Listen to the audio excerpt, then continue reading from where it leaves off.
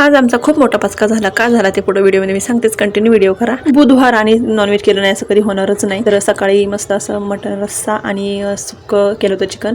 तर त्याच्यानंतर संध्याकाळी चहा वगैरे झाला आणि ना आम्ही म्हणजे हा माझा आदल्या दिवशीचा व्हिडिओ आहे आणि ती सगळा किराणा वगैरे आणला होता तर तो मी भरून ठेवला सगळा.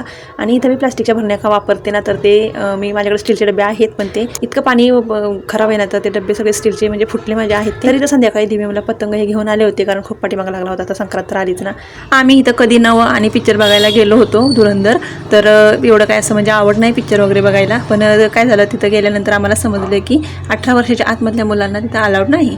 तर मग आम्ही तिथून परत मग हे म्हटलं की चला आपण जाऊयात मंदिरामध्ये. तर नदीच्या काठी एक मंदिर आहे महादेवाचं, तर तिथं मंदिरामध्ये गेलो होतो आणि छान तिथं म्हणजे आहे वातावरण वगैरे. आणि इथून ना मुंबईला जाणारा ब्रिज आहे, तर एवढं छान संध्याकाळी वातावरण वाटतं ना.